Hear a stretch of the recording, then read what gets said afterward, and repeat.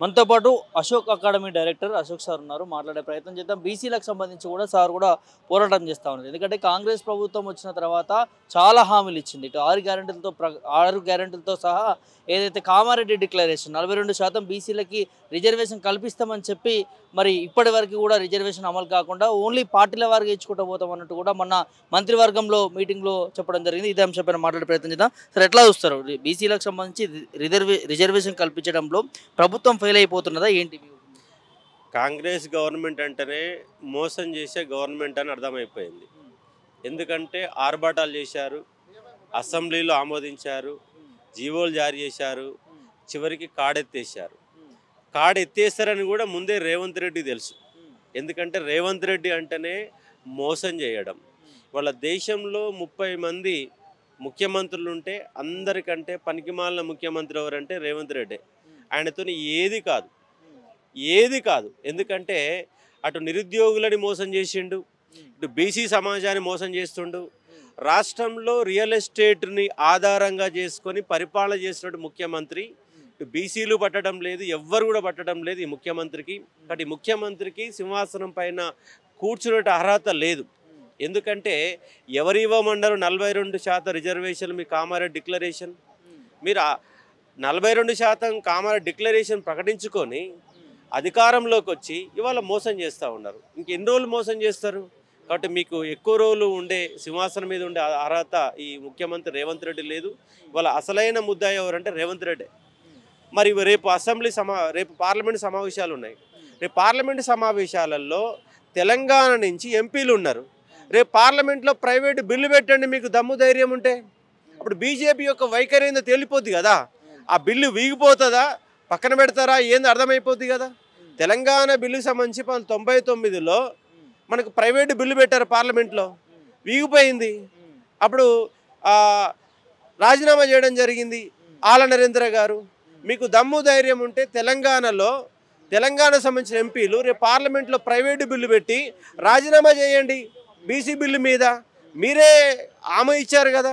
దేశవ్యాప్తంగా role model Telangana role మోడల్గా నిలబడుతుందని అన్ని దేశవ్యాప్తంగా ఇది అమలు చేస్తామని చెప్పేసి మాట ఇచ్చినట్టు కాంగ్రెస్ గవర్నమెంట్ ఇవాళ ఏమీ చేయకుండా, పార్లమెంటులో మీ వాణి వినిపించకుండా, రాష్ట్రంలో అసెంబ్లీలో జీవీలు జారీ చేస్తే దానివల్ల నిష్ప్రయోజనం. దానికి పూర్తి స్థాయిలో న్యాయం జరగాలంటే 9వ షెడ్యూల్లో చేర్చాలి. 9వ షెడ్యూల్లో చేర్చాలంటే ఖచ్చితంగా రాజ్యాంగ సవరణ చేయాల్సిందే. అక్కడ రాజ్యాంగ సవరణ చేయాలంటే మీరు కాంగ్రెస్ పార్టీ ముందుగాల పార్లమెంటులో ప్రైవేటు బిల్లు పెట్టి మీ యొక్క నైతికతను చాటుకొని బీసీలకు న్యాయం చేసే ప్రయత్నం చేయండి. లేదంటే ఇలాగే మేము ముందుకు పోతాం, రేపు డిసెంబర్ 4 తర్వాత మేము ఎన్నికలకు పోతామని చెప్తే మీకు స్థానిక సంస్థ ఎన్నికల్లో మొన్న జూబ్లీహిల్స్ ఎన్నికల్లో అన్ని రకాలుగా అటు డబ్బులు పంచి ఇటు అధికారాన్ని ఉపయోగించుకొని పక్కదారి పట్టించి గెలవడం జరిగింది. అక్కడ కూడా బీసీ నేత అనే ఒక కాన్సెప్ట్తోనే గెలవడం జరిగింది. రేపు గనక స్థానిక సంస్థ ఎన్నికలకు ఇదే విధంగా మీరు మొండిగా పోతే రేపు స్థానిక సంస్థ ఎన్నికల్లో బీసీ సమాజం మిమ్మల్ని పక్కాగా కాంగ్రెస్ పార్టీని ఓడిస్తున్న అంశాన్ని ఇక్కడ మీరు గుర్తు చేసుకోవాలా. కాబట్టి మీకు నైతికత ఉంటే, కాంగ్రెస్ గవర్నమెంట్కు నైతికత ఉంటే, మీ రాహుల్ గాంధీ గారు గనక పార్లమెంటుకు రోజు రాజ్యాంగాన్ని పట్టుకొని పోయి నీతి నిజాయితీ కనుక మీకుంటే బీసీ రిజర్వేషన్ అమలు చేసి దేశానికి రోల్ మోడల్గా ఉంచే ఒక ప్రయత్నం చేయండి. లేదు మేము ఈ కమిషన్ వేసినాం ఆ కమిషన్ వేసినాం అంటే మీ కమిషన్లన్నీ కూడా చెత్తబుట్ట పాలవుతాయి. కాబట్టి తక్షణమే అమలు చేసిన తర్వాతనే 3,000 కోట్ల రూపాయల కోసం మీరు కక్కుర్తి పడకండి. మన రాష్ట్ర బడ్జెట్ 2.5 లక్షల బడ్జెట్ ఉంది. 2.5 లక్షల బడ్జెట్లో 3,000 కోట్ల రూపాయలు చాలా చిన్న అమౌంట్. దాని అడ్డం పేరు చెప్పి మీరు రిజర్వేషన్ తప్పించుకునే ప్రయత్నం చేస్తే మీకు రేపు స్థానిక సంస్థ ఎన్నికల్లో తగిన గుణపాఠం తప్పదని చెప్పేసి హెచ్చరిక చేస్తారు. ప్రభుత్వ వైఫల్యమే అనుకోవచ్చా అన్న? వాళ్ళు చెప్తున్నారు ఏంటంటే మేము ఆర్డినెన్స్ తీసుకొచ్చినాము, గవర్నర్ దగ్గర తీసుకుపోయినాము, కులగణన చేసినాము, ఢిల్లీకి పోయి కూడా ఒత్తిడి చేసినాము కాంగ్రెస్ పార్టీ నుంచి, రాష్ట్ర ప్రభుత్వం నుంచి మేము చేయాల్సినటువంటి బాధ్యతాయుతంగా చేస్తున్నాము, ఇప్పుడు అమలు చేయడం కుదరదు కాబట్టి ఎన్నికలను ఆపుకోలేము కదా అన్నట్టు వాళ్ళు చెప్తున్నారు. మరి తమిళనాడులో ఎట్లా అమలు చేసుకున్నారు? తమిళనాడులో జయలలిత గారు ఢిల్లీకి పోయి మళ్ళీ తిరిగి నేను రిజర్వేషన్లు సాధించుకొని వస్తా అని చెప్పి తిరిగి వచ్చింది. మరి ఆ దమ్ము ధైర్యం నీకాడ లేదా? రేవంత్ రెడ్డికి దమ్ము ధైర్యం లేదా? నువ్వు రాష్ట్రాన్ని ముఖ్యమంత్రి కావా? రాష్ట్రంలో అసెంబ్లీలో నీకు మెజార్టీ లేదా? మెజార్టీ ఉంది కదా. రేపు మొత్తం కాంగ్రెస్ ఎమ్మెల్యేలంతా ఇందిరా పార్క్ కాడ నిరాహార దీక్ష చేయండి. దీక్షలు చేయండి, ఢిల్లీలో దీక్షలు చేయండి, 15 రోజుల పాటు జంతర్ మంతర్ కాడ కూర్చోండి. ప్రభుత్వం ఎందుకు దిగిరాదు?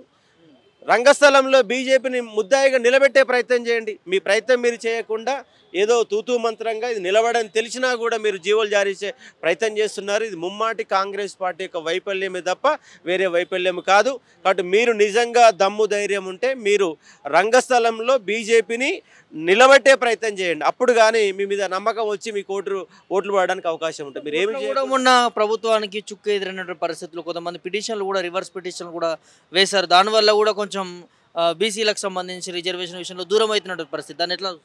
కాంగ్రెస్ గవర్నమెంటే మీ రెడ్డి సామాజిక వర్గానికి సంబంధించిన వ్యక్తులే, మీతో కలిసి తిరిగిన వ్యక్తులే హైకోర్టులలో కేసులు వేశారు. మీరే ఇస్తామని చెప్తారు, మీరే కేసులు వేస్తారు. కాబట్టి రెడ్డి కాంగ్రెస్ గవర్నమెంట్ ఇది. ఇవాళ ఉన్న అధికారంలో గవర్నమెంట్ ఏంటంటే రెడ్డి కాంగ్రెస్ గవర్నమెంటు. ఆ రెడ్డి కాంగ్రెస్ గవర్నమెంట్ బీసీలను ఎలా తొక్కాలో అనే చూసే వ్యక్తే ముఖ్యమంత్రి రేవంత్ రెడ్డి. ఇక్కడ రేవంత్ రెడ్డి ఎక్కువ కాలం సింహాసనం మీద ఏం కూర్చోడు. రెడ్డిల రాజ్యం అయిపోయింది, బీసీ రాజ్యం వస్తుంది. నెక్స్ట్ 2029 వచ్చే అసెంబ్లీ ఎన్నికల్లో బీసీల జెండా ఎగరడానికి సిద్ధంగా ఉంది. దానికి మీరు సమాయత్తం కావాల్సిన అవసరం ఉంది. బీసీ సంఘాలన్న చాలా పోరాటం చేస్తూ ఉన్నారు. సో ఇదంతా ముఖ్యమంత్రి వారికి చేరదనుకోవచ్చా? ఏ ఒక్కసారి కూడా బీసీ నేతలతోని ఇది ఇలా ఉంటుంది పరిస్థితి, ఇలా ఉందని ఎందుకు మీటింగ్ ఏర్పాటు చేసుకోలేకపోతా ఉన్నారు? అదన వైఫల్యము. వాళ్ళు ఇవ్వాలన్న ఉద్దేశం లేదు కదా. కాంగ్రెస్ గవర్నమెంట్కు బీసీ రిజర్వేషన్ ఇవ్వాలన్న ఉద్దేశం లేదు. ఉద్దేశం ఉంటే అఖిలపక్ష సమావేశం ఢిల్లీ తీసుకొని పోతుంది, ఎమ్మెల్యేలందరినీ ఢిల్లీ తీసుకొని పోతుంది. అక్కడనే 10 రోజుల పాటు నిరంతరంగా యుద్ధం చేస్తుంది. అసెంబ్లీలో ప్రైవేటు బిల్లులు పెడతారు, అసెంబ్లీలో లొల్లి చేస్తారు, పార్లమెంటులో లొల్లి చేస్తారు, అన్ని రకాల లొల్లి చట్టసభలు ఆధారం చేసుకొని ఆందోళన చేయాల్సిన అవసరం ఉంది. కాబట్టి మీరు అలాంటి ఆందోళన కూడా చేయకుండా తూతూ మంత్రంగా మేము ఇస్తున్నాం, బీజేపీ వాళ్ళు అడ్డుకుంటున్నారు అనే ఒకే ఒక పదం ద్వారా చెప్పే ప్రయత్నం చేస్తున్నారు. కాబట్టి తక్షణమే రేపు డిసెంబర్ 4 తర్వాత డిసెంబర్ నిర్వహించే ఎన్నికలను వాయిదా వేయండి. మార్చి 31 వరకు మన గడువు ఉంది. ఆ 3,000 కోట్ల రూపాయలు కూడా వెనక్కి మళ్ళీపోకుండా మార్చి 31 వరకు ఉంది. అంటే ఇంకా 4 నెలల టైం ఉంది. ఈ 4 నెలల టైంలో నిజంగా మీరు పోరాట పటిమ కనుక ఉంటే న్యాయం చేయడానికి అవకాశం ఉంటుంది. స్పష్టంగా చెప్పాల్సుకున్నాను. ఏం చెప్తారు ఫైనల్గా? అంటే ఒకవేళ ఇదే విధంగా ప్రభుత్వం ధోరణి పోతే, స్థానిక సంస్థల ఎన్నికలు జరిపితే ఎట్లా ఉండబోతుంది? ఖచ్చితంగా దాని ప్రభావం అయితే కాంగ్రెస్ పైన పడుతుంది. ఇక బీజీ సమాజాన్ని కూడా తట్టి లేపాల్సిన అవసరం ఉంది. దాంట్లో భాగంగా నేను విద్యార్థులు, ఎందుకంటే ఈ రిజర్వేషన్లని నాట్ ఓన్లీ పొలిటికల్ రిజర్వేషన్, స్థానిక రిజర్వేషన్లు ఒక్కటే కాదు, విద్యా ఉద్యోగాలకు కూడా సంబంధం రిజర్వేషన్లు. కాబట్టి నా వంతుగా నిరుద్యోగ సమాజాన్ని కూడా కదిలించే ప్రయత్నం చేస్తాను.